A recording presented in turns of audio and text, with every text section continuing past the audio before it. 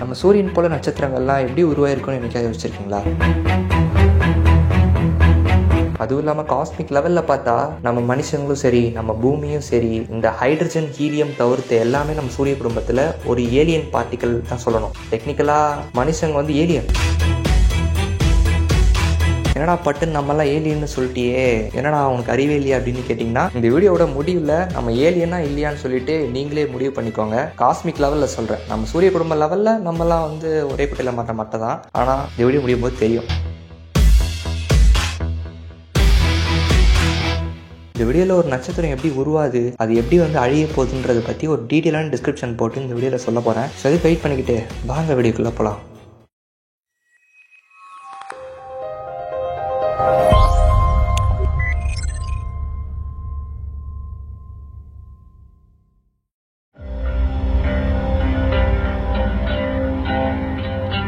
நம்ம யூனிவர்ஸில் இருக்கிற எல்லா நட்சத்திரமும் சரி, நெபுலான்னு சொல்கிற ஒரு விதமான ஹைட்ரஜன் நிறைஞ்ச கிளவுட்லேருந்து தான் உருவாச்சு. இந்த நெபுலா பார்த்தீங்கன்னா டெம்பரேச்சர் ரொம்பவே கம்மியாக இருக்கும். அதாவது ஈக்குவலன் டு ஸ்பேஸ் டெம்பரேச்சருக்கு ஈக்குவலாக இருக்கும். ஏன்னா அதில் முழுக்க ஹைட்ரஜன் ஆட்டம்ஸ் தான் நிறைஞ்சிருக்கும். அதுவும் இல்லாமல் இந்த நெபுலா எப்படி இருக்கும்னு பார்த்தீங்கன்னா, இதோட சமப்பரப்பு, அந்த டென்சிட்டி இருக்கும்ல, எல்லா இடத்துலையுமே ஹைட்ரஜன் ஈக்குவலாக பரவி இருக்கும். இந்த ஈக்குவலாக ஸ்பிரிட் ஆன ஹைட்ரஜனில் ஒரு டிஸ்டர்பன்ஸ் கிரியேட் ஆகும்போது தான் நம்மளுக்கு இனிஷியலான ஸ்டார் ஃபார்மேஷனுக்கான தொடக்கமே உருவாது. இந்த டிஸ்டர்பன்ஸ் யார் கிரியேட் பண்ணுவான்னு பார்த்தீங்கன்னா, இந்த நெபுலாவுக்கு பக்கத்தில் இருக்கக்கூடிய ஸ்டார் அழிய போகுது, அது வந்து வெடிக்க போகுது அப்படின்னா அந்த கிரியேட் ஆகக்கூடிய அந்த வைப்ரேஷன் சத்தத்தினால இங்க நெபுலால வந்து ஒரு டிஸ்டர்பன்ஸ் நடக்கும். இந்த டிஸ்டர்பன்ஸ் மூலியமா முதல்ல ஈவன்லி ஸ்ப்ரெட் ஆன இந்த ஹைட்ரஜனுக்கு நடுவில் வந்து டென்சிட்டி வாரியா மாறும். இந்த இடத்துல ஹைட்ரஜன் அதிகமாக இருக்கும், சில இடத்துல ஹைட்ரஜன் கம்மியா இருக்கும். இந்த இடத்துல முக்கியமாக நோட் பண்ண வேண்டியது, ஹைட்ரஜன் எந்த இடத்துல அதிகமாக இருக்குதா, நெபுலால எந்த இடத்துல எல்லாம் ஹைட்ரஜன் அதிகமாக இருக்கோ ஃபியூச்சர்ல அந்த இடத்துல எல்லாம் ஒரு ஸ்டார் வந்து ஃபார்ம் ஆகிறதுக்கு நிறைய சான்ஸ் இருக்கு. ஏன்னா நமக்கு தெரியும், ஒரு இடத்துல வந்து கிராவிட்டி அதிகமாக இருக்குன்னா அந்த இடத்துல மாஸ் அதிகமாக இருக்கும். ஸோ டெக்னிக்கலா ஹைட்ரஜனோட அளவு அதிகமாக இருந்ததுன்னா அந்த இடத்துல கிராவிட்டி வந்து அதிகமாக ஆரம்பிக்கும். ஸோ ப்ராக்ரெசிவாக கிராவிட்டி அதிகமாகிறதுனால பக்கத்தில் இருக்கக்கூடிய அட்ஜசன்ட் ஹைட்ரஜன் ஆட்டம்ஸையும் உள்ள இழுத்துக்கும். இப்படி இழுக்கப்பட்ட இந்த ஹைட்ரஜன் ஆட்டம்ஸ்லாம் என்ன ஆகும்னு பார்த்தீங்கன்னா,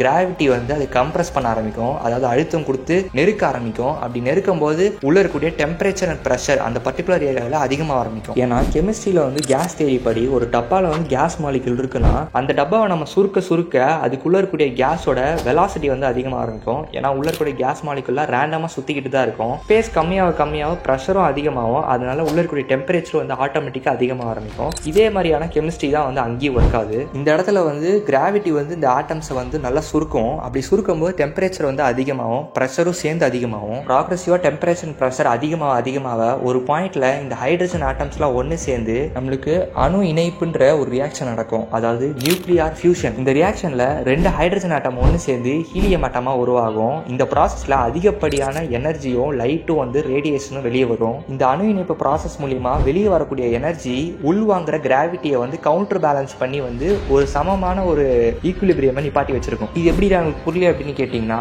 இது டக் ஆஃப் வார் மாதிரி கொஞ்சம் டிஃபரெண்டான கேம்னு வச்சுக்கலாமே. ஃபார் எக்ஸாம்பிள், உங்க வீட்டில் ஒரு கதவு இருக்குன்னு வச்சுக்கோங்களா, அந்த கதவை ஒரு சைடு வந்து கிராவிட்டி உள்ள தள்ளுறானா இன்னொரு சைடு வந்து அதை தடுத்து நிப்பாட்டி திறக்க விடாம பண்றது இந்த நியூக்ளியர் ஃபியூஷன் ரியாக்ஷன், அதாவது அணு இணைப்பு. இந்த கண்டிஷன் ரீச் ஆகிற ஸ்டேஜ் தான் நம்ம புரோட்டோஸ்டார்னு வந்து ஆராய்ச்சியாளர்கள் அழைக்கிறாங்க. இந்த புரோட்டோஸ்டார் வந்து அதுக்கப்புறம் கொஞ்சமா வந்து டெவலப் ஆரம்பிக்கும். இதை சுற்றி உள்ள ரிமைனிங் இந்த கிளவுட்ஸ்லாம் இருக்கும்ல, நெபுலால மீதி இருக்கிறதுலாம், இதெல்லாம் என்னன்னு பார்த்தீங்கன்னா, நம்ம ஜூபிட்டர் வியாழன் கிரகம் மாதிரி வேற ஏதாவது ஒரு பிளானட்டா கோலா மாறலாம். அப்படி இல்லைன்னா அது ஒரு தனி ஸ்டாரா மாறும் ரொம்ப தூரத்துல இருந்துடும். இப்படிதான் வந்து எல்லா ஸ்டார்ஸும் நம்ம பிரபஞ்சத்துல உருவாது. இதுக்கப்புறம் வந்து எல்லா ஸ்டார்ஸும் வந்து அது ஆயுட்காலத்தை முடிச்சதுக்கு அப்புறமா என் ஸ்டேஜ்னு வரும். அந்த என் ஸ்டேஜ் தான் வந்து அந்த ஸ்டாரோட சைஸை பொறுத்து எப்படிப்பட்டு மாறுதுன்றது இப்ப பார்க்கலாம். நம்ம பிரபஞ்சத்துல ஆல்பபெட்டிக்கல் ஆர்டர்ல சொல்லணும்னா நிறைய டைப் ஸ்டார்ஸ் இருக்கு. எம் இருக்கு, கே, ஜி, எஃப், கேஜிஎஃப்ஆ, அது ஒரு படம் இல்லை, சரி அதெல்லாம் தூக்கி போடுவோம். கேஜிஎஃப், ஏஓ அப்படின்னு சொல்லிட்டு இந்த மாதிரி அதிகப்படியான ஸ்டார்ஸ் வந்து வித்தியாசமான டைப்ல இருக்கு. இதுல வந்து எவ்வளோக்கு ஒரு ஸ்டார் வந்து பெருசா இருக்கோ அதுக்கேற்ற மாதிரி ஒரு ஆயுட்காலம் வந்து ரொம்பவே சின்னதா இருக்கும், குறைவா இருக்கும் அப்படின்னு சொல்றாங்க.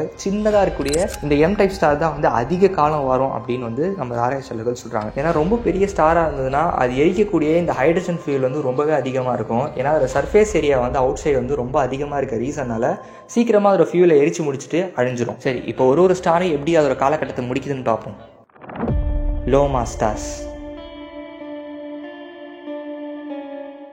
இந்த ஸ்டார்ஸோட நிறம் பார்த்தீங்கன்னா 0.08 0.8 சோலார் மாஸ் வரைக்கும் இருக்கலாம் அப்படின்னு சொல்கிறாங்க. இந்த சோலார் மாஸ்னால் உங்களுக்கு புரியல அப்படின்னு கேட்டிங்கன்னா, ஒரு சோலார் மாஸை நம்ம சூரியனோட எடைக்கு ஈக்குவல்னு சொல்லுவோம்.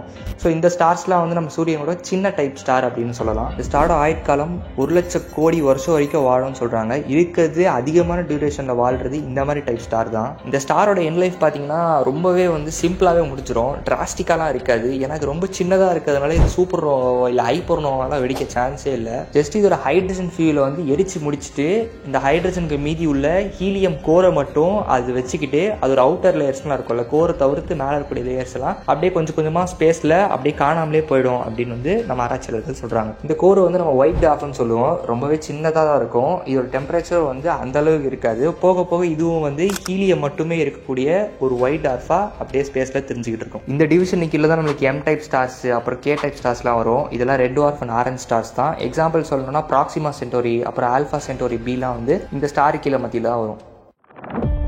Intermediate stars. இந்த ஸ்டாரோட மாஸ் பார்த்தீங்கன்னா கிட்டத்தட்ட 0.8லேருந்து 8 சோலார் மாஸ் வரைக்கும் இருக்கும். இதுக்குள்ளே தான் நம்மளோட சன்னு கூட வரும்னு சொல்லலாம். இதோட ஆயுட்காலம் 1000 கோடி வருஷத்துலேருந்து 10,000 கோடி வருஷம் வரைக்கும் இருக்கலாம். நம்மளோட சூரியன் பார்த்தீங்கன்னா இதோட பாதி லைஃப் முடிச்சிருச்சு அப்படின்னு தான் சொல்லணும். இன்னும் சில பில்லியன் வருஷத்தில் செத்துரும். அதுக்குள்ள நம்ம வண்டியே போட்டுருவோம்னு நினைக்கிறேன். அதுவும் இல்லாமல் இந்த செக்ஷனுக்கு கீழே தான் நம்மளுக்கு GFA டைப் ஸ்டார்ஸ்லாம் வரும். ஜி டைப்புக்கு வந்து சூரியன் ஒரு எக்ஸாம்பிள், எஃப் டைப்புக்கு ப்ரோக்கையான ஒரு ஸ்டார் சொல்லியிருக்காங்க. அதுக்கப்புறம் ஏ டைப்புக்கு வந்து சிரியஸ் ஸ்டார். இந்த டைப் ஸ்டாரோட ஆயுட்காலம் முடியும் போது கம்பேர் டு லோ மாஸ் ஸ்டாரோட இந்த இன்டர்மீடியட் ஸ்டாரோட முடிவு வந்து கொஞ்சம் வித்தியாசமாக இருக்கும். அப்படி என்னடா டிஃப்ரென்ஸ் அப்படின்னு கேட்டிங்கன்னா, லோ மாஸ் ஸ்டாரோட கோர் இருக்கும்ல, அது ஒயிட் ஆஃபாக மாறும்போது முழுக்க முழுக்க ஹீலியம் தான் இருக்கும்.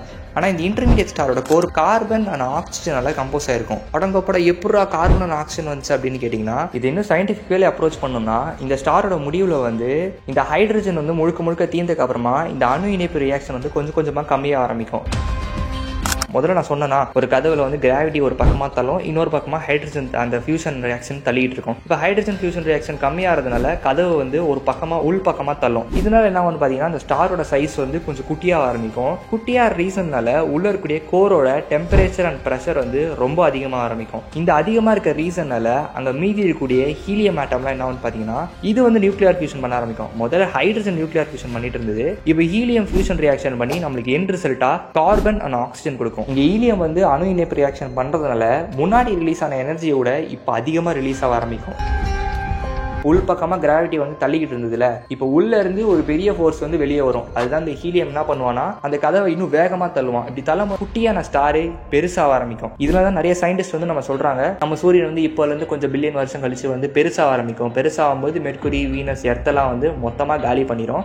இந்த பெருசாகிறதுக்கு ரீசன் வந்து கோரில் ஹீலியம் வந்து ஃபியூஸ் ஆகிறதுனால தான். இந்த ரியாக்ஷனில் இருக்கிற எனர்ஜி தான் வந்து இந்த ஸ்டார் இவ்வளோ பெருசாக மாற வைக்கிறது. இதுக்கப்புறமா என்ன ஆகுன்னு பார்த்தீங்கன்னா ஹீலியமும் கடைசியில் வந்து ஃபியூஸ் ஆகி முடிச்சதுக்கப்புறமா கடைசியாக ஒயிட் ஆஃபாக மாறிடும். வெளியே இருக்கக்கூடிய லேயர் மட்டும் அப்படியே ஸ்பேஸில் காணாமல் போயிடும். அப்படியே கொஞ்சம் கொஞ்சமாக வந்து டெம்பரேச்சர் கம்மியாகி காணாமல் போயிடும். இது சூப்பர் நோவாக வெடிக்குமான்னு கேட்டிங்கன்னா கண்டிப்பாக வெடிக்காது. ஸோ நம்ம சன்னும் வந்து சூப்பர் நோவாலாம் வெடிக்க சான்ஸ் இல்லை. கடைசியாக வந்து அவுட்டர் லேயர் ஃபுல்லாக வந்து பிரிஞ்சதுக்கப்புறமா உள்ளே இருக்கக்கூடிய கோர் மட்டும் ஒயிட் ஆஃபாக முழுக்க முழுக்க ஆக்சிஜன் அண்ட் கார்பனை வச்சுட்டு மட்டும் பிரைட்டாக எரிஞ்சிக்கிட்டு இருக்கும். அவ்வளோதான். சரி, இங்கே உங்களுக்கு ஒரு டவுட் வரலாம், ஏன்னா லோவர் மாஸ்லாம் வந்து ஏன்டா ஃபியூஷன் ரியாக்ஷனில் ஹீலியம் எல்லாம் ஃபியூஸ் பண்ணல அப்படின்னு கேட்டிங்கன்னா, அதோட மாஸ் அண்ட் டென்சிட்டி வந்து கம்பேர் டு இன்டர்மீடியட் ஸ்டாரோட கம்மியாக இருக்க பட்சத்தில் ரொம்ப சின்னதாக இருக்க ரீசன்னால அதால் ஃபியூஸ் பண்ண முடியல ஹீலியமை. ஏன்டா கிராவிட்டி வந்து அதை பண்ண வைக்கல அப்படின்னு கேட்டிங்கன்னா, ஆப்வியஸாக கிராவிட்டி வந்து கம்பேர் டு இன்டர்மீடியட் ஸ்டாரோட லோ மாஸ் ஸ்டாருக்கு வந்து கம்மி. ஏன்னா கடைசியாக இருக்கிற ரீசன் மாஸ் கம்மி.